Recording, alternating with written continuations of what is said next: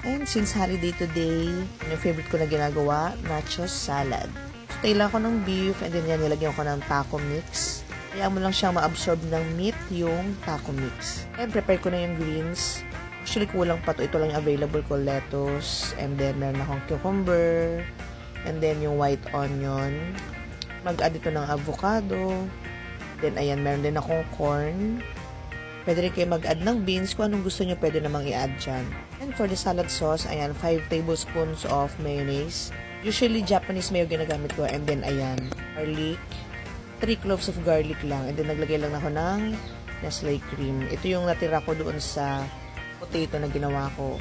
Diba, instead of cream, yogurt, and masarap din yun. Okay, ng lemon or calamansi, and then salt, pepper, and then konting sugar.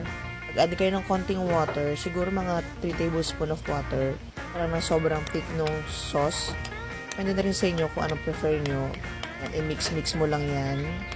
Para ng sobrang thick niya, so nag-add lang ako ng konting water. After that, yan, lagyan mo na dun sa may salad mix mo yan. Mag-crave kayo ng chips. Mag-crave kayo ng chips, magandang alternative sa chips yan. Yung ginagamit ko dito is nacho chips yung...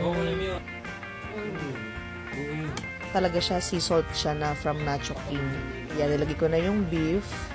Kung mas nilagay mo na yung beef, pwede ka rin mag-add dito ng cheese sauce. Ginagamit ko, 120 to 130 lang yan. Marami na siyang laman. And ganyan lang. So, i-dip mo na yung chips dyan. And then, mag-add na lang kayo ng cheese kung gusto niyo. Mas masarap kung may cheese yan, guys. So, yun lang yan. Thank you for watching and see you in the next one.